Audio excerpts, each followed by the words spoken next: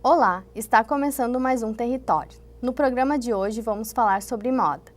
A indústria vem se transformando ao longo dos anos. Um estudo realizado em outubro de 2018 aponta que o setor é o segundo maior em empregar pessoas na indústria de transformação. Ele perde apenas para o ramo de comidas e bebidas. A Semana de Moda Brasileira também está entre as 5 maiores do mundo. Com cada vez menos tempo para que as tendências cheguem às lojas, a moda se reinventa em cada peça. Quem vai conversar conosco sobre o assunto hoje é o professor e empresário Júnior Ruviaro. Boa noite, Júnior, tudo bem? Boa noite, Nathalie, tudo? Tudo bem. Júnior, tu tem já uma trajetória de 30 anos aí trabalhando nesse ramo, né? Exato. E eu queria perguntar para ti assim, qual é a mudança mais significativa que tu vê nesse mundo da moda? Olha, eu acho que hoje a questão da tecnologia interfere muito, né, em todos os setores, mas a informação muito rápida, né, as redes sociais, isso foi uma transformação bem muito significativa na moda, né? Antes a gente levava 6 meses para que uma coleção lançada no hemisfério norte chegasse nos mercados do hemisfério sul. Né? Hoje não, hoje as coleções estão sendo lançadas na Europa ou nos Estados Unidos e na mesma hora a internet já está trazendo essas informações, os nossos consumidores daqui já estão vendo, já estão querendo, então essa rapidez na chegada da informação, isso modificou bastante as relações de consumo na moda.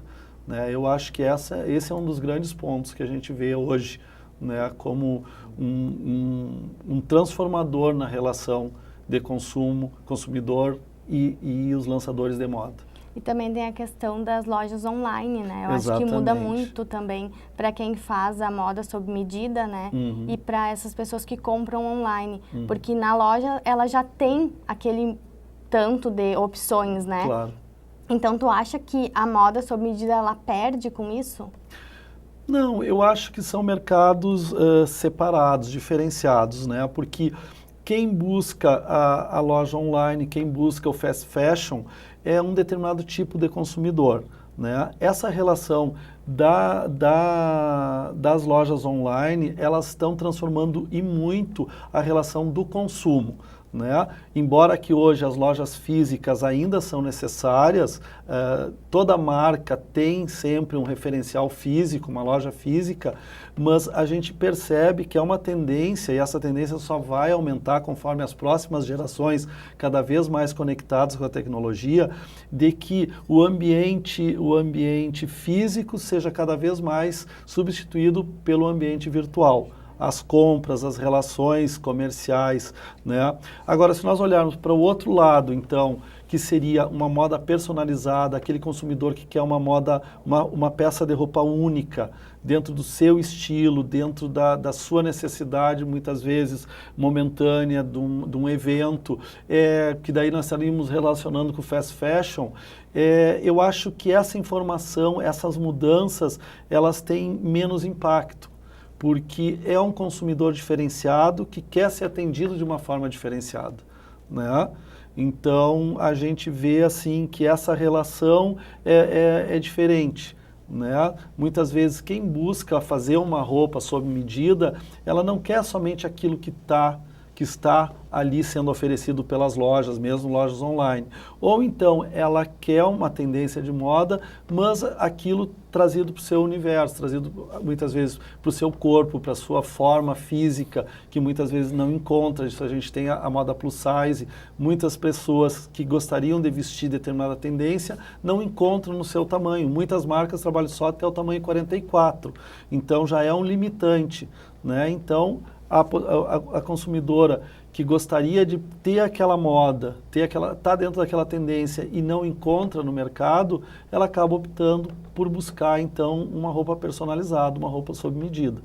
Ou algo que tenha um evento, que tenha um significado bastante grande para a pessoa, uma data de aniversário, digamos, uns 50 anos, ou é a formatura de um filho, o casamento de uma filha, né? Então, uma formatura. Então, são datas marcantes na vida da pessoa e ela quer que, assim como aquele evento, aquela data seja marcante, que a roupa que ela vai vestir também seja única, né? Então, são outros mercados, né, que a gente trabalha, né, que podem ser trabalhados em paralelos nós mesmos produzimos tanto uma roupa mais comercial voltada para as tendências e também produzimos roupas sob medida e personalizadas. Agora tu falou sobre consumo, tem se batido também numa tecla que é o slow fashion, que é aquela conscientização, né, no mercado da moda, e eu acho que isso muito pega nesse viés, né, de tu pedir uma peça sob medida, porque talvez o gasto de tecidos ele seja um impacto menor. Como que tu avalia essa questão? Se tu acha que isso já é uma coisa que está sendo enraizada na consciência das pessoas, tanto para os empresários quanto para as pessoas que têm, né, que gostam de moda, como que tu avalia isso e o que tu acha que ainda tem que ser progredido nesse sentido? A questão do slow fashion, em contraponto ao fast fashion, realmente há uma preocupação de sustentabilidade, né?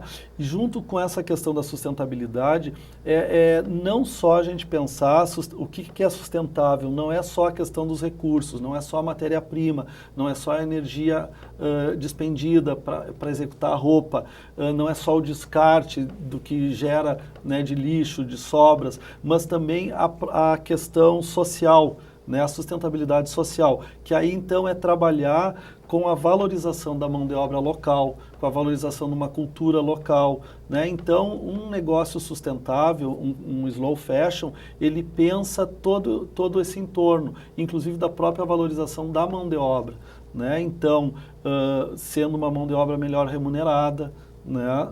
Tendo uma preocupação também em buscar matérias-primas ou então uma moda que seja feita de uma forma com menos impacto, porque até o consumo do slow fashion não é um consumo tão desenfreado como o do fast fashion.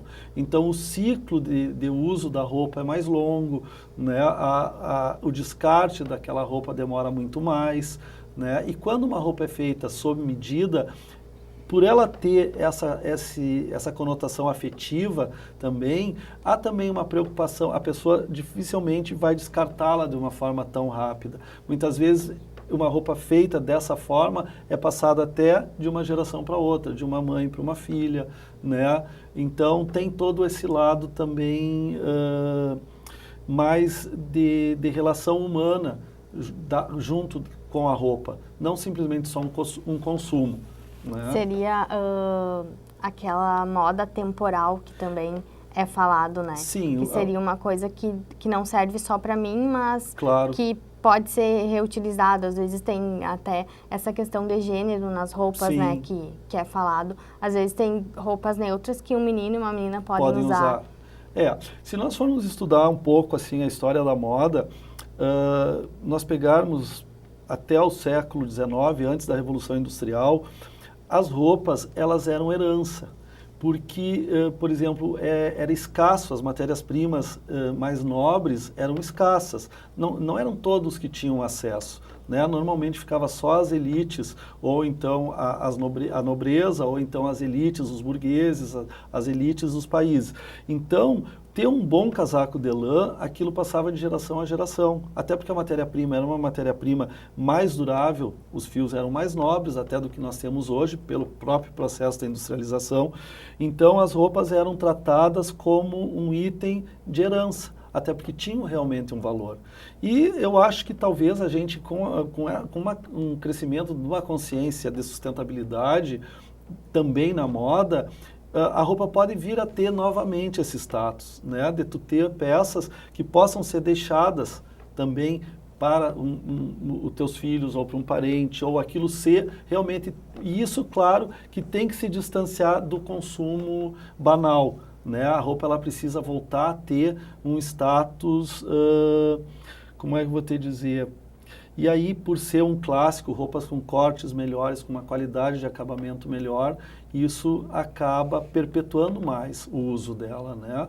Claro que roupas datadas pela moda se tornam descartáveis, porque a moda é um sistema que se sobrepõe, né? Eu acho assim, quem vivenciou hoje, a gente está vendo muito um revival das gerações dos anos 80, 90, até a própria mídia, novelas, trazendo essa temática, né, dos anos 80 e 90. E eu vejo assim, que quem usou essa moda, olha hoje e diz, eu não sei como que eu usei, né? As novas gerações, elas olham com uma nostalgia de um tempo que não viveram, então o enfoque é diferente. Então, por isso que a gente vê essa... Mas é uma moda extremamente datada, né? Porque foi uma moda muito extravagante. Então, o clássico, as roupas mais clássicas, com cortes menos datados, sempre vão se perpetuar mais. Então, o slow fashion, a roupa sob medida, normalmente ela tem essa característica de ser uma roupa, não digo clássica, mas que tenha linhas mais puras, né? Tenha linhas assim mais pensadas a longo prazo, né? E não algo simplesmente para um consumo imediato. E como é que vocês trabalham dentro da academia? Tu é professor aqui Sim. na Universidade Franciscana, né? Como que tu trabalha dentro da academia? Os professores trabalham pensando nesse lado, nessa conscientização do próprio aluno que vai sair para o mercado de trabalho, sim. né? É muito importante. Eu acho que a questão da sustentabilidade, ela permeia todos os setores, né? Todos. Hoje, a questão energética, a questão da matéria-prima, né? A questão da água, tudo isso são questões que transitam por todo o setor, né, produtivo.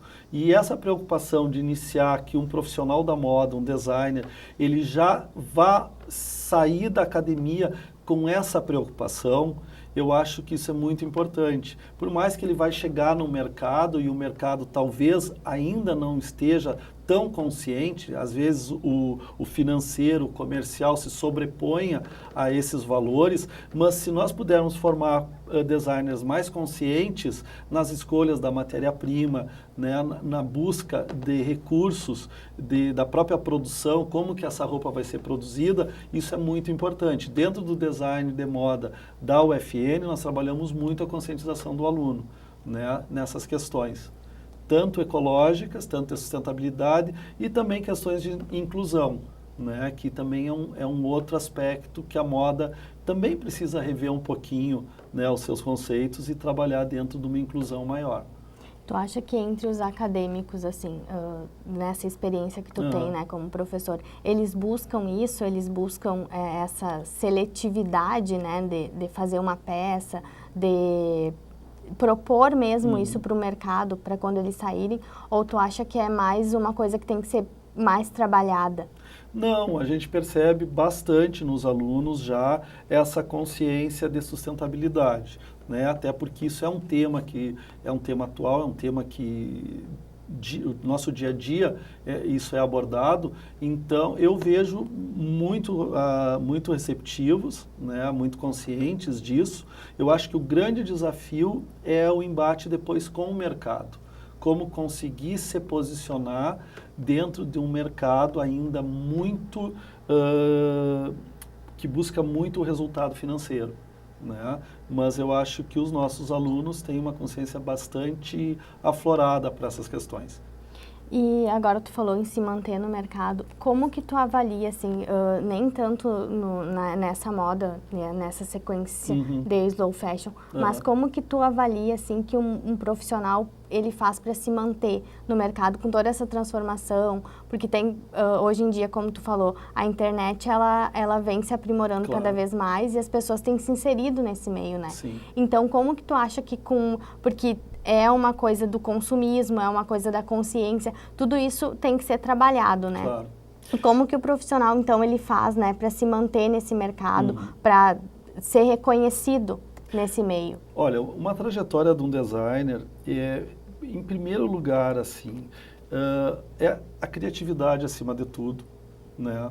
Um designer, ele tem que ser uma pessoa bem informada, ele tem que conhecer, porque um designer, ele tem que ter uma mente aberta o suficiente para não ser, tu não pode ser criativo só para aquilo que tu gosta, tu não pode ser criativo só para aquele teu entorno, né? Só para aquele teu mundo de convivência.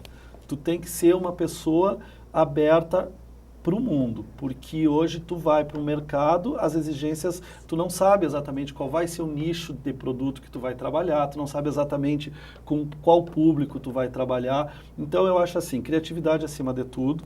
O designer tem que ser uma pessoa bem informada, ele tem que ler, ele tem que ouvir música, não só aquilo que ele gosta, mas o que é lançado, ele tem que conhecer o que está sendo lançado a nível de filmes, de cinema, arquitetura, porque a moda, ela permeia não só, o vestuário é uma pequena parte da moda, né? A moda, ela permeia todo o nosso modo de vida. Então, esse conhecimento maior, essa busca, assim, buscar referências, conhecer coisas novas, e isso a gente pode fazer sem sair de casa, como tu citou pela internet. Eu acho que muito é a busca do profissional, né? Mas, sobretudo, eu vejo como hoje praticamente tudo já foi criado. Nós estamos num processo onde, dentro da moda mesmo, praticamente tudo já foi criado. Esteticamente é difícil tu inovar, né? Porque praticamente dentro de toda essa história que nós temos, desde o século XIX até hoje, assim, praticamente os criadores, principalmente no século XX, foi um século de muita descoberta. Hoje a gente vê a própria moda olhando para ela e tentando se reinventar, né? O que a gente vê muito seria a renovação por conta da tecnologia, tecidos, a própria tecnologia dentro da roupa, né? Então esse vai ser um desafio futuro, né? Da criação junto com a tecnologia dos tecidos ou da própria tecnologia usável, vestível, né? Mas nada vai superar a criatividade e o designer desenvolver um estilo próprio, né? Tu tem que imprimir a tua personalidade, a tua criação naquilo que tu está fazendo, né?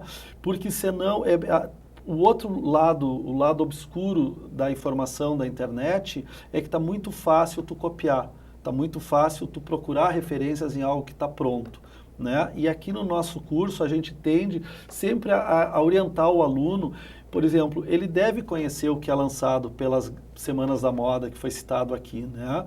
A gente precisa, porque a moda ela tem também esse sistema da reprodução, mas ele tem que olhar o que um criador fez, mas não olhar a roupa pronta, procurar olhar a referência, aonde esse designer foi buscar aquela referência, da onde ele foi beber aquela fonte, porque aí ele vai trabalhar com algo onde ele possa imprimir o estilo dele. Porque se ele for trabalhar em cima de algo que já está posto, que já está criado, dificilmente ele vai conseguir agregar algo ali. Então ele só vai trazer uma interpretação rasa de uma tendência, né? Então eu acho que a pesquisa, né, essa busca de ir na fonte das referências e não ficar só no plano raso daquilo que já está sendo mostrado, eu acho que é o grande desafio e o que faz a diferença depois no mercado também. Obrigada, professora. Esse foi o Território de hoje. Falamos sobre as transformações no mundo da moda. Até mais, tchau!